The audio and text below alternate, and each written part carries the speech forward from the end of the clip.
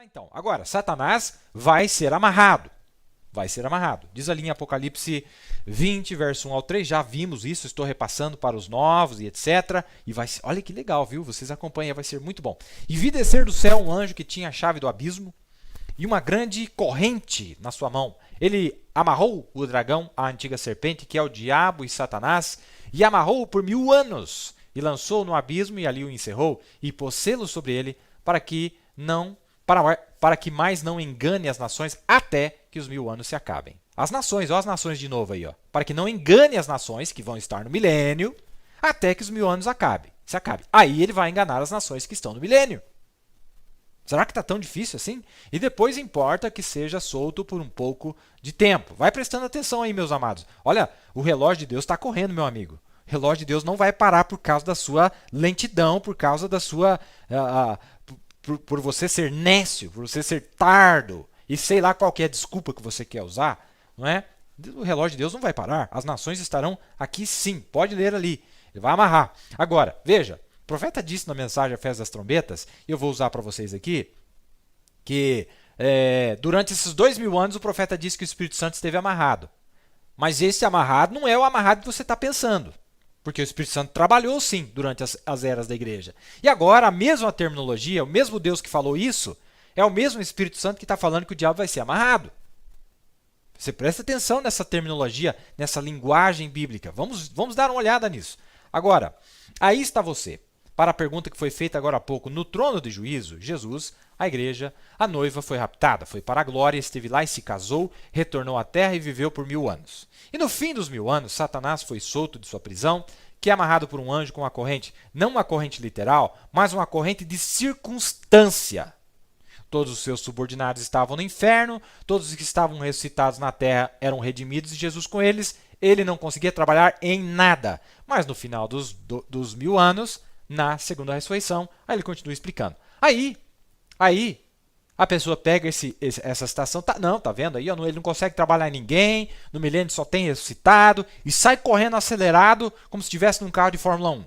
Você vai se arrebentar. Dá uma olhada na próxima citação. O mesmo profeta que disse isso. Olha o que ele diz aqui.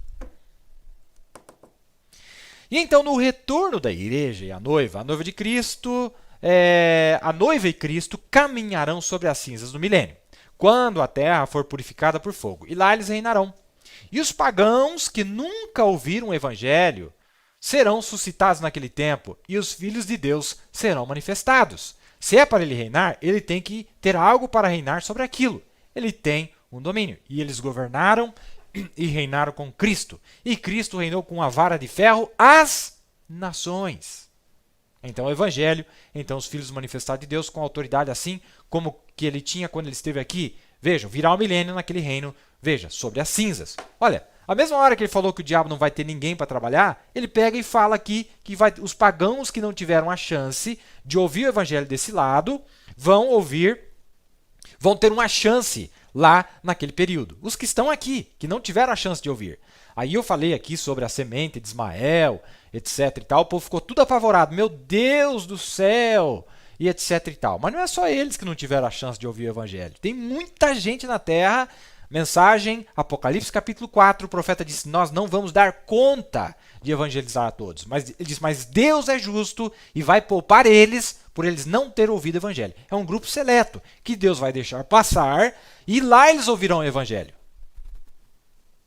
Aí o povo, meu Deus e tal, não, porque eles já ouviram o evangelho nos dias do profeta. 70, 80 anos atrás, aquela geração ouviu, lá atrás. Aquela geração lá atrás ouviu.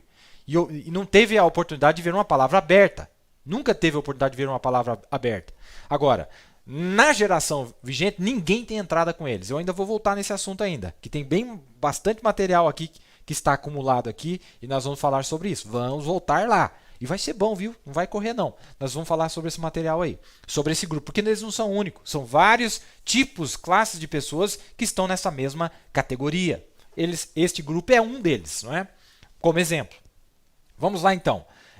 Olha o que diz aqui em Salmos, capítulo 2, verso 7. Olha que maravilha. Recitarei o decreto. O Senhor me disse, tu és meu filho e hoje te gerei. Pede-me e eu te darei os pagãos por herança e os confins da terra por tua possessão. tu os esmigalharás com a vara de ferro, tu os despedaçarás como a um vaso de oleiro. Quer dizer, Deus vai remodelar eles, Deus vai passar eles por um processo durante aquele período. Mas é herança do Senhor. Aqui está falando de Jesus, obviamente, está falando do Filho de Deus. Quando ele viesse no seu trono de Davi, Deus daria os pagãos a ele como herança. Então, até os pagãos é parte de sua herança. Ele é o proprietário do livro e ele vem para reivindicar tudo que é seu, toda sua possessão, desde a noiva, que é a classe mais alta, até os pagãos, que é a classe mais baixa. Aí tem virginésia, aí tem judeu, aí tem um monte de classe ali no meio, não é? Tem a semente de Ismael, tem a semente de Isaac, tem um monte de classes aí dentro. E ele é o herdeiro de tudo. Meu Deus, irmão, essa palavra, olha, vamos lá. Bom, no programa passado eu citei, usei uma citação, e era essa aqui, ó, dá uma olhada ali, ó. Vamos botar a escritura na tela, né? E folgarei em Jerusalém e exultarei, aqui está falando do milênio, Isaías 65, e exultarei no meu povo, e nunca mais se ouvirá nela voz de choro nem voz de lamento. Então, em Jerusalém não tem voz de choro nem voz de lamento. Não haverá mais nela criança de poucos dias, nem velho que não cumpra os seus dias, porque o menino morrerá com 100 anos. Então, quer dizer, quem morrer com 100 anos vai ser considerado tendo morrido na sua meninice. Mas aquele que não chegar a 100 anos será considerado amaldiçoado. Então, pelo menos 100 anos a pessoa vai chegar. Agora, deixa eu voltar um pouco nas nossas lições. Obviamente que isso não se refere à noiva. Obviamente que isso não se refere aos judeus que passam pela transformação, 144 mil. Isso é um outro grupo dos que cruzam para o outro lado. Eles estão debaixo desta aliança. Eles estão debaixo deste acordo que Deus tem com eles. Vocês entenderam? Não vá confundir. A noiva, isso aqui não se aplica à noiva. Nós estamos na imortalidade em corpos glorificados. É simples demais. 3 grupos. Sempre o número 3, não 2. Sempre o número 3. A noiva, os 144 mil e esse terceiro grupo. Lembra? Há uns 3 anos atrás falamos muito nisso. Mas olha, nesta noite eu só estou repassando o comecinho aqui para nós entrarmos em um outro ângulo. Então está dizendo aqui, né? Agora, quer mais uma escritura que ele vai reger sobre as nações? Olha lá, ó. E deu, está falando aqui da igreja judia, e deu à luz um filho, um varão, que há de reger todas as nações com vara de ferro. E o seu filho foi arrebatado para Deus e para o seu trono. Isto. Então ele foi arrebatado, né, quando ele foi crucificado, arrebatado, mas ele vai voltar na terceira vinda para reger sobre as nações.